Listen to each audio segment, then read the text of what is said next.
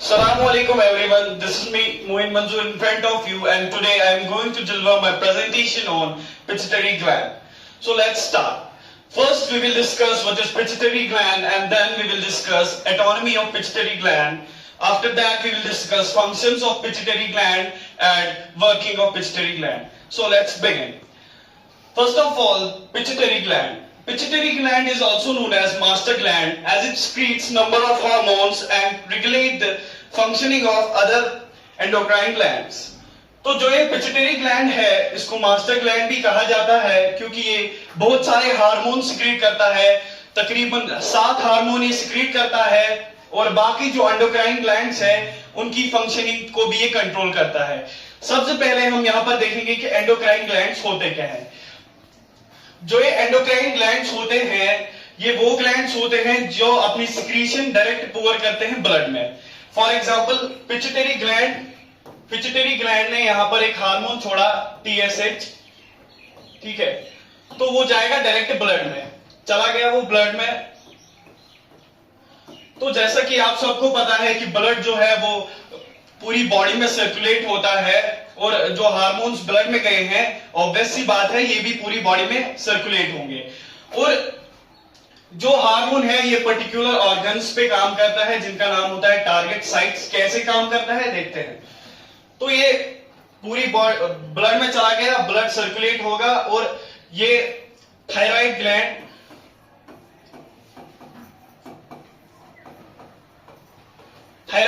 की सेल्स के ऊपर रिसेप्टर्स होंगे।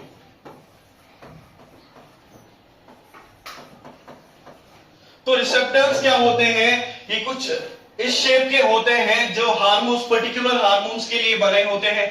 ऐसा नहीं है कि एक रिसेप्टर है उसमें हर कोई हार्मोन फिट होता है, ऐसा नहीं है। जैसा कि आप एग्जांपल लेंगे लॉक की, हमारे घर में लॉक होता है, अगर हम लॉक में कोई भी चाबी डालेंगे तो वो तो नहीं खुलेगा, उसके लिए पर्टिकुलर चाबी होती है, वो पर्टिकुलर चाबी से खुलता है। वही सीन इसका भी है, इसमें पर्टिकुलर रिसेप्टर में पर्टिकुलर हार्मोन जाता है और इसी थायराइड ग्लैंड के रिसेप्टर्स में जाएगा TSH, थायराइड स्टिमुलेटिंग हार्मोन। और फिर ये जो हार्मोन जब चला गया रिसेप्टर में तो ये इंफॉर्मेशन देगा ग्लैंड को कि आपको हार्मोन सिक्रीट करना है, थायरॉक्सिन सिक्रीट करना है बॉडी में।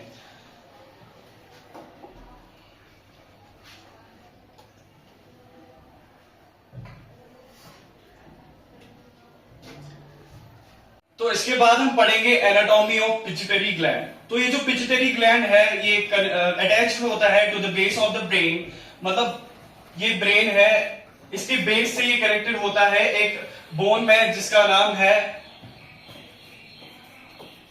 सेला ट्यूरिसिका। ये जो बोन है ये ब्रेन में होती है कुछ इस तरीके से, एक बोन है इसमें इस तरीके से डिप्रेशन है, इसी बोन में ये लोकेटेड होता है ऐसे।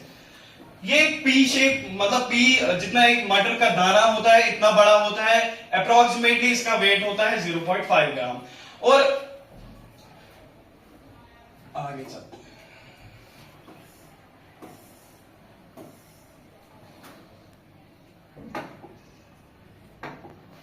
तो ये जो पिट्यूटरी ग्लैंड है ये काफी सारे हार्मोन्स रिलीज करता है।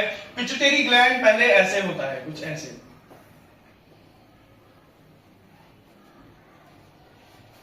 कुछ इस तरीके से पिट्यूटरी ग्लैंड होता है। इसके 2 लोब्स होते हैं, एक है पोस्टीरियर पिट्यूटरी,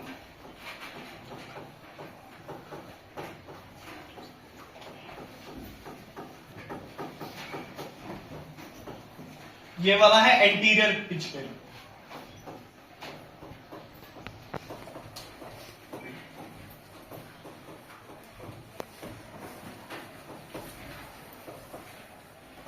ये जो 2 लोब्स हैं इनके अलग अलग फंक्शंस होते हैं। जो एंटीरियर पिट्यूटरी है ये हार्मोन्स रिलीज करता है, जैसे कि ये TSH रिलीज करता है, ये ग्रोथ हार्मोन रिलीज करता है और बाकी सब हार्मोन यही रिलीज करता है।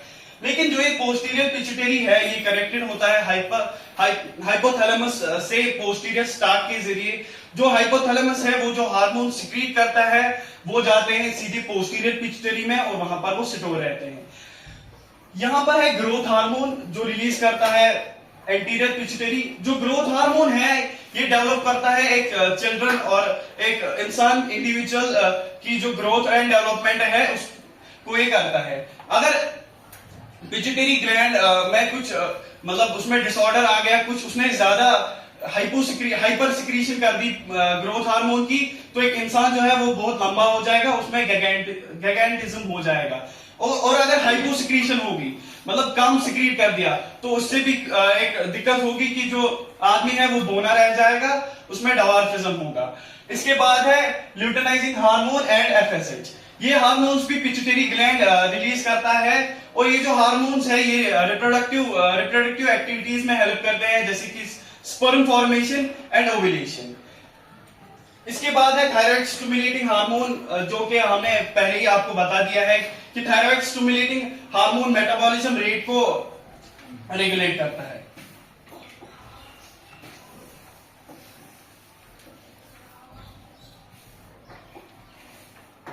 इसके बाद है functions of pituitary gland. Pituitary gland regulation of hormones करता है, मतलब हार्मोन्स की जो बैलेंस है वो बॉडी में बरकरार रखता है। ना कोई हार्मोन ज्यादा होने देता है ना कम होने देता है। वो तो डिसऑर्डर आ जाता है कभी कभार पिट्यूटरी ग्लैंड में, जिसकी वजह से कुछ हार्मोन ज्यादा हो जाते हैं और कुछ काफी कम हो जाते हैं। इसके बाद है ग्रोथ एंड डेवलपमेंट, जो हमने पहले ही देखा है कि growth hormone pituitary gland release करता है, जिससे बॉडी की जो ग्रोथ एंड डेवलपमेंट होती है। इसके आगे है citrus response bye releasing ACTH. ये हार्मोन रिलीज करता है पिट्यूटरी ग्लैंड, जो अगर एक इंसान सिट्रस में होगा ये तब रिलीज होता है, जो रेगुलेट करता है सिट्रस को। इसके बाद है रिप्रोडक्टिव हेल्थ, जैसे कि आपने पहले ही पढ़ा कि एफएसएच और एलएच हार्मोन्स जो है ये रिप्रोडक्टिव एक्टिविटीज में हेल्प करते हैं, जैसे कि स्पर्म फॉर्मेशन एंड ओव्यूलेशन।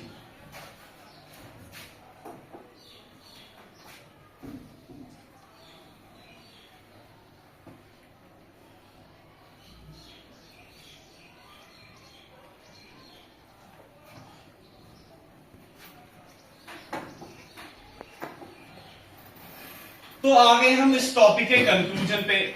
हमने आज सीखा कि जो पिट्यूटरी ग्लैंड है वो कैसा होता है, उसका शेप साइज क्या होता है, वो क्या करता है, उसकी फंक्शंस क्या है, उसकी वर्किंग कैसे होती है। जो एक पिट्यूटरी ग्लैंड है ये काफी इंपॉर्टेंट है हमारी बॉडी में। अगर हमारी बॉडी में पिट्यूटरी ग्लैंड नहीं होगा तो हम कोई भी काम नहीं कर पाएंगे, कोई भी हार्मोन रिलीज नहीं होगा, कोई भी फंक्शन बॉडी में नहीं होगी। पिट्यूटरी ग्लैंड को मास्टर ग्लैंड कहा जाता है क्योंकि ये बाकी सब ग्लैंड्स को कंट्रोल करता है। जैसे एक मास्टर होता है, एक प्रिंसिपल होता है, वो सब टीचर्स स्टूडेंट्स को कंट्रोल करता है, वैसे ही पिट्यूटरी ग्लैंड ह्यूमन हार्मोन्स को कंट्रोल करता है। Thank you.